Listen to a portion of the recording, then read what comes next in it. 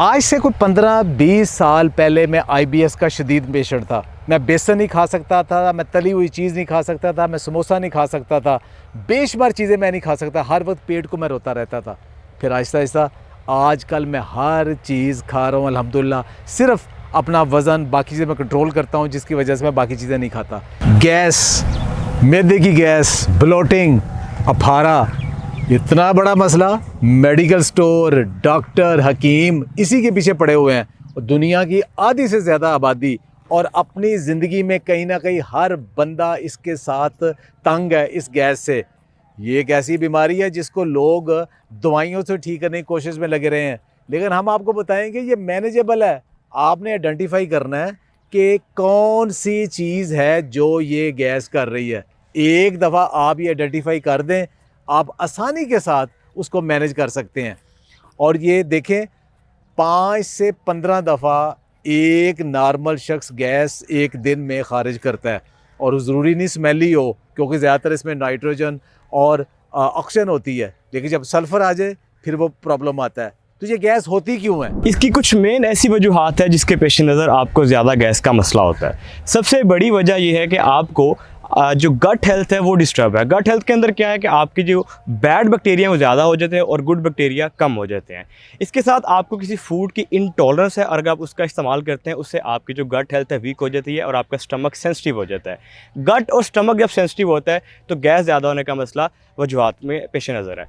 तीसरा सबसे बड़ा मसला है कि अगर आप खाना खाते हुए हवा ज़्यादा निकलते हैं, इस वजह से भी आपको ज़्यादा गैस का मसला हो सकता है। सबसे कॉमन मसला जो है वो ये है कि जो बैक्टीरिया हैं वो हमारी गट में यानी बड़ी आंत में होते हैं।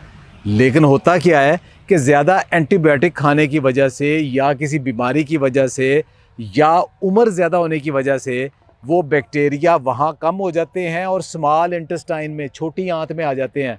और छोटी आंत में जब खाना जाता है वो अभी पूरा हज़म नहीं होता, तो वो फिर गल सड़ जाता है, फर्मेंट हो जाता है और वो गैसेस बनाता है। और इसकी एक वजह ये होती है कि आपके मैदे के अंदर जो pH है या एसिड है वो कम हो गया है। एसिड कम हो गया है, खाना अनडाइजेस्टेड पहुंचता है और वो गैस बनाता है। जब बैक्टीरिया बड़ी आंत से आपकी छोटी आंत के अंदर आता है तो वो कुछ न्यूट्रेंट की एब्जॉर्प्शन को कम कर देता है, जैसा कि B12, अनीमिया और हमारा बाइल जूस है उसकी सिक्रीशन को कम कर देता है।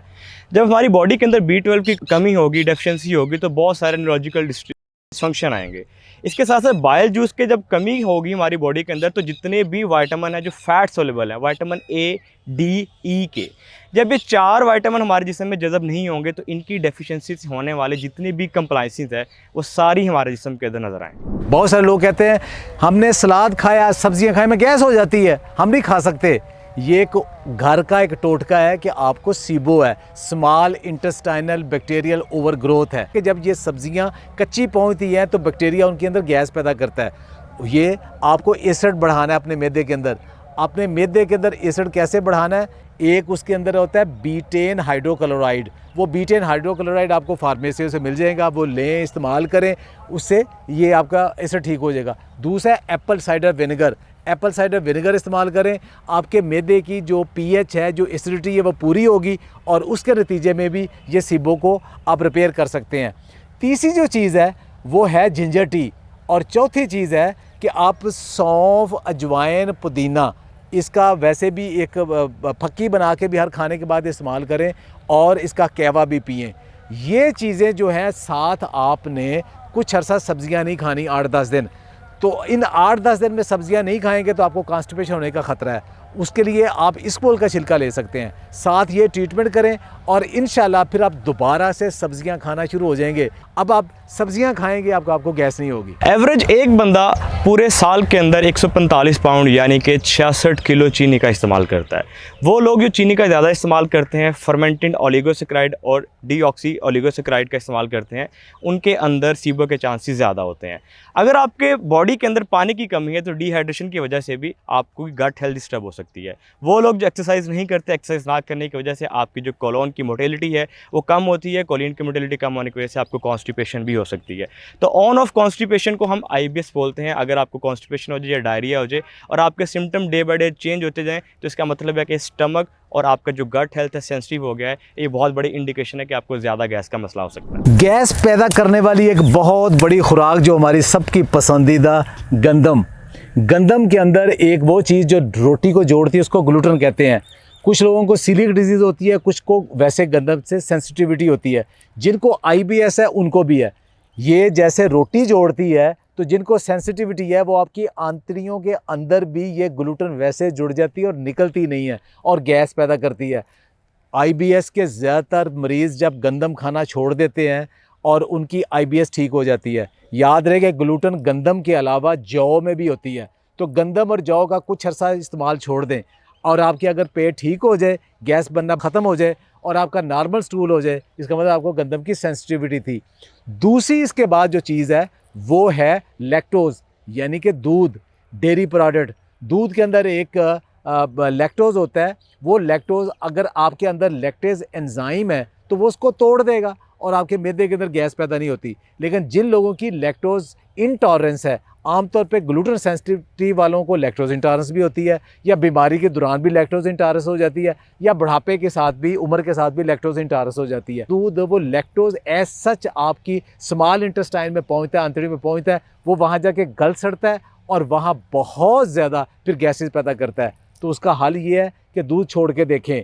किसी दवाई की ज़रूरत नहीं है, ये छोड़ के देखें, आपको अंदाज़ा हो जाएगा। अगर आपकी गैस पैदा करने की रीज़न ये है तो उसको सिर्फ आप मैनेज कर सकते हैं ऐसी फूड छोड़ के। तीसरी और चौथी बहुत बड़ी वजह जो गैस पैदा करने वाली है वो एक ख़ास किस्म के कार्बोहाइड्रेट्स होते हैं जिन्हें FODMAP कहते हैं, यानी कि फर्मेंटेबल ऐसे जो ओलिगो, डाई, मोनोसैकेराइड्स और पोलियोल्स, ये ऐसे कंपाउंड होते हैं कि जो आपके मैदे में जाके तो फिर ये गैस पैदा करते हैं। उसका हल ये होता है कि आपको उनको अवॉइड करना पड़ता है। हर बंदे को नहीं ज़रूरत, लेकिन आप टेस्ट करें, एक एक ग्रुप छोड़ें। मसलन अगर आपने रोटी खानी है तो आप गंदम और जौ की रोटी नहीं खा सकते, लेकिन आप ओट खा सकते हैं, आप बाजरा खा सकते हैं, ज्वार खा सकते हैं, किनवा खा सकते हैं, मकई खा सकते हैं, चावल खा सकते हैं। तो इनके अंदर नहीं है। अगर फ्रूट की बात करें तो फ्रूट्स के अंदर आप आम नहीं खा सकते, आप तरबूज नहीं खा सकते, आप उसके अंदर मेलन नहीं खा सकते, लेकिन अंगूर, बेरीज़ ये आप खा सकते हैं, या ऑरेंजेस खा सकते हैं। इनके अंदर वो वाले कार्ब्स नहीं होते।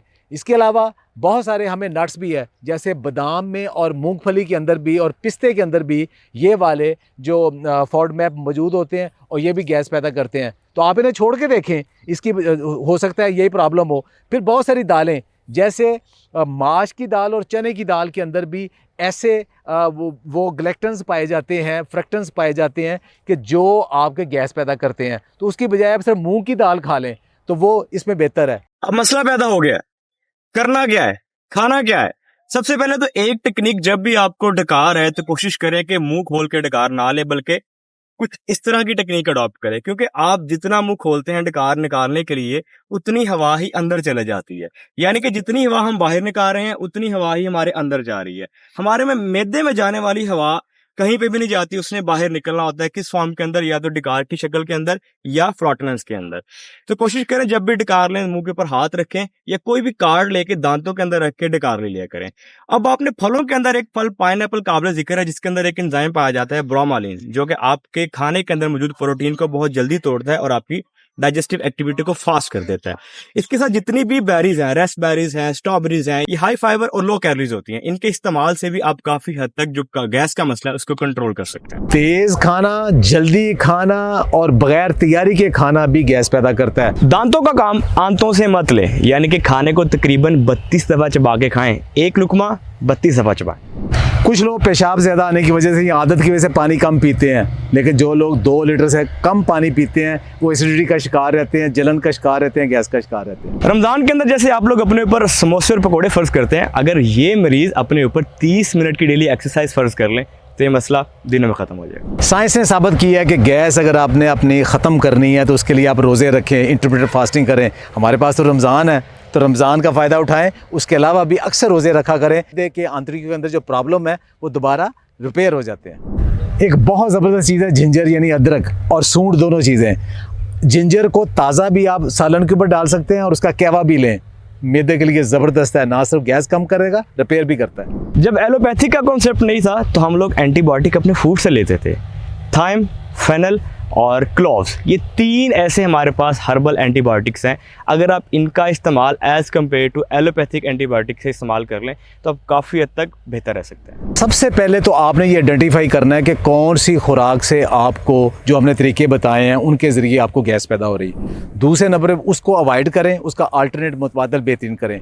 इसको दवाइयों से हरगिज़ ठीक ना करें, एक नॉर्मल सेहतमंद ज़िंदगी गुजारें। सिर्फ आइडेंटिफाई कर लें कैसे करना है और राइट वे देखें उसके लिए आपको इसको कैसे मैनेज करना है। खुश रहें, आबाद रहें।